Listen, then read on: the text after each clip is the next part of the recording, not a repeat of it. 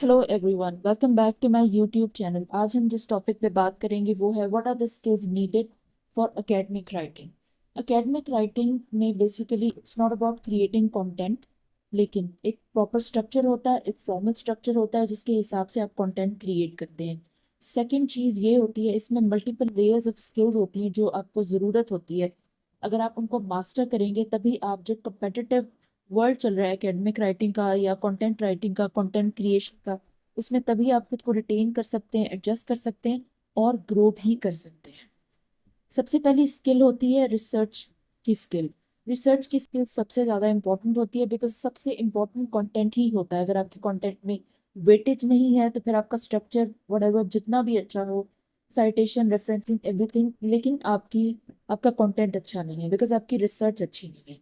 Research में master करने के लिए what you need to know is आपने जो डाटा गैदर किया है वो सबसे पहले एक्यूरेट होना चाहिए, टॉपिक से बिल्कुल रेलिवेंट होना चाहिए, डाटा आपका क्रेडिबल होना चाहिए, और जो सोर्स आपने साइट किया है, जो सोर्स आपने यूज किया है डाटा एक्सट्रैक्ट करने के लिए, डाटा गैदर करने के लिए, वो सारे के सारे सोर्सेज एक्सट्रीमली क्रेडिबल होने चाहिए। इसके ऊपर हमने एक वीडियो बनाई है एकेडमिक प्लेलिस्ट में, एकेडमिक राइटिंग प्लेलिस्ट में मौजूद है कि किस तरह से जो है आप डाटा फाइंड करते हैं, रिसर्च करते हैं, वो आप देख सकते हैं। ठीक। अब इसमें क्या चीज़ होती है, हम गूगल स्कॉलर से डाटा लेते हैं। Google scholar more than enough हो जाता है, हम वहाँ से डाटा लेते हैं। तो वहाँ से आप डाटा लेंगे तो उस पर भी यू नीड टू मास्टर कि कौन सा डाटा आपने लेना है, कौन सी पीडीएफ फाइल लेनी है, किस तरह से जो है डाटा एक्सट्रैक्ट करना है। इसको हम जो है वो रिसर्च मास्टरी कहते हैं। ये फाउंडेशन होती है ग्रेट एकेडमिक राइटिंग की। तभी आपका डाटा क्रेडिबल होता है, वैल्यूएबल होता है, रेलेवेंट होता है। The next point is academic writing style. Academic writing style में बेसिकली एक फॉर्मल स्टाइल होता है, कुछ स्पेसिफिक इसके स्ट्रक्चर्स होते हैं, कुछ टोन्स होते हैं, उसी को आपने फॉलो करना होता है जब भी आप जो है एकेडमिक राइटिंग करते हैं। कोई कैजुअल राइटिंग नहीं होती। It's not like you could say blogging या सोशल मीडिया पोस्ट या दूसरी कंटेंट राइटिंग।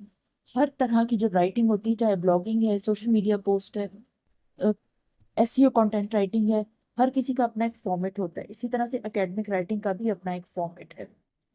अब what you have to do is आपको अंडरस्टैंड करना होता है कि जितने भी आपने आर्ग्यूमेंट्स ऐड किए हैं और एविडेंस वगैरह, एनालिसिस वगैरह किया है, उसको आपने किस तरीके से पैक करना है।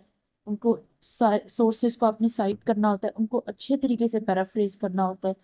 एक प्रॉपर क्रिटिकल एकेडमिक वॉइस होती है, टोन होती है, उसको आपने फॉलो करना होता है। This is the right academic writing style. उसी हिसाब से जो है आपने एकेडमिक राइटिंग करनी होती है, वही एक्सेप्टेबल होता है। नेक्स्ट पॉइंट ये आता है कि अगर आप डिफरेंट एकेडमिक लेवल्स के लिए राइटिंग करते हैं तो फिर हर लेवल की जो राइटिंग स्टाइल होता है उसकी कुछ अपनी स्पेसिफिकेशन होती है। ये कुछ से कि अंडर ग्रेजुएट के लिए, मास्टर के लिए, पीएचडी के लिए कुछ स्पेसिफिकेशन होती है। आप अपने राइटिंग स्टाइल को उस हिसाब से आपने एडजस्ट करना होता है। Third point is adding reference या साइटेशन स्किल्स। अब आपने सारा डाटा एडअप कर दिया है, गुड। नेक्स्ट आपने जो है साइटेशन स्टाइल्स को फॉलो करना होता है। मेंशन होता है, आपने एपीए करना है, एमएलए, हार्वर्ड, शिकागो, जो भी नॉन निगोशिएबल होता है, जो आपको मेंशन किया गया है वही आपने करना होता है। अगर मेंशन नहीं होता तो ऑलरेडी कुछ कुछ सब्जेक्ट्स के लिए अंडरस्टूड होता है कि इसमें एपीए ही आता है, इसमें हार्वर्ड ही आता है, तो वही आपने फॉलो करना होता है।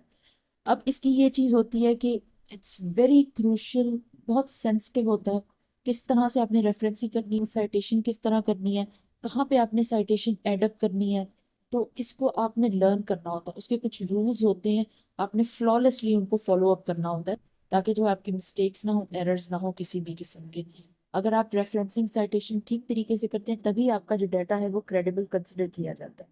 इसके अलावा आपका डाटा जो है वो क्रेडिबल कंसिडर नहीं किया जाता। एकेडमिक पीस जो होता है वो साइटेशन और रेफरेंसिंग के बगैर इज नथिंग। ओके। इसके ऊपर भी हमने एक वीडियो बनाई है, आप चाहें तो वहां से फॉलो अप कर सकते हैं रेफरेंसिंग और साइटेशन के ऊपर। Okay, the next point is time management and deadlines. Deadlines को फॉलो करना है, टाइम को आपने मैनेज करना है। डेडलाइंस फॉलो करना इज क्रूशियल क्योंकि आप डेडलाइंस फॉलो नहीं करेंगे तो later in your life you not going to get work. और टाइम मैनेजमेंट में ये चीज़ होती है कि अगर आप एक पेपर लिख रहे हैं, केस स्टडी लिख रहे हैं, रिसर्च पेपर वगैरह, टाइम मैनेज नहीं करेंगे तो आपका कितना टाइम वेस्ट हो जाएगा। आप दूसरा काम कैसे करेंगे अगर आपका सारा टाइम एक ही काम पे लग जाएगा। टाइम मैनेजमेंट बहुत ज़्यादा ज़रूरी होती है, इट्स वेरी मच इम्पॉर्टेंट। किसी भी चीज़ में सक्सीड करने के लिए you have to manage your time efficiently and effectively. Okay, अब समटाइम्स क्या होता है, टाइट स्केड्यूल्स पे आपको काम करना पड़ता है और आपने मल्टीपल क्लाइंट्स को एक साथ आप उनके लिए काम कर रहे होते हैं, उस पर आपको टाइम और ज़्यादा मैनेज करना होता है। ऐसे ऐसे आप इस चीज़ को सीख जाते हैं कि किस क्लाइंट की क्या स्पेसिफिकेशन है, किस तरह से उनको मैनेज करना है। बेसिक्स के लिए है, you need to understand how to manage your time. Next point ये है कि आप इसमें जो चीज़ सबसे इम्पोर्टेंट कर सकते हैं, आप स्ट्रक्चरिंग करें हर चीज़ की सही तरीके से, प्रॉपर प्लानिंग करके चलें, तो आपका टाइम खुद ब खुद मैनेज हो जाएगा। फिफ्थ पॉइंट होता है editing and proof reading skills. जब आपने पूरा पेपर तैयार कर लिया, पूरा कंटेंट प्रिपेयर कर लिया, तो आपने उसकी एडिटिंग करनी है, यानी सबसे पहले आपने उसको प्रूफ रीड करना है, रिवीजन जिसे हम कहते होते हैं। आपने उसको रिवाइज करना है, आपने उसको रीड करना है, उसकी ग्रामर के एरर्स और रीडेबिलिटी के जितने भी एरर्स होते हैं, स्पेलिंग एरर्स होते हैं, वो सब आपने करेक्ट करना है, यानी उसकी प्रॉपर तरीके से एडिटिंग कर देनी है। उसका जो आप एक तरह का ड्राफ्ट होता है विदाउट एडिटिंग जो होती है, एडिटिंग करने के बाद जो है वो फाइनल ड्राफ्ट प्रिपेयर होता है जो आगे सबमिशन के लिए दिया जाता है। इसके लिए वैसे और दो कुछ टूल्स हैं, जैसे ग्रामरली होता है, और भी कुछ टूल्स हैं वो आप यूज़ कर सकते हैं, वो बहुत हेल्पफुल होते हैं, बहुत ज़्यादा हेल्पफुल होते हैं। आपका टाइम भी बहुत ज़्यादा जो है वो सेव हो जाता है।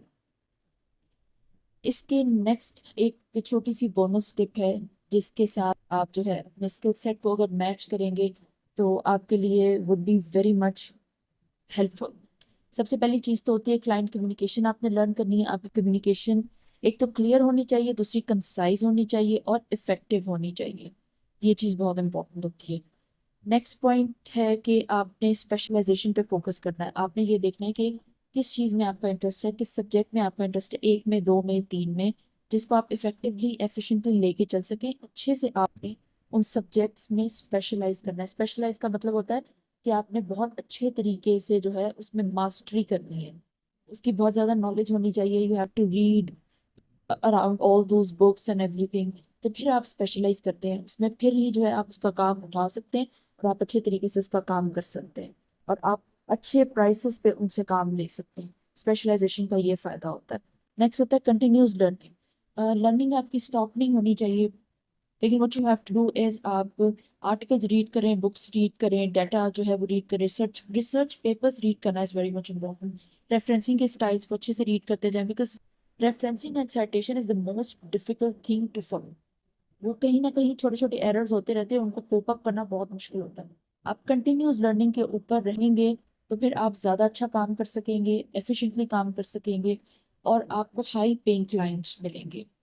कि these are the skill set जिनमें आपको मास्टर करना जरूरी है, ताकि आप जो है वो एक अच्छे एकेडमिक राइटर बन सके।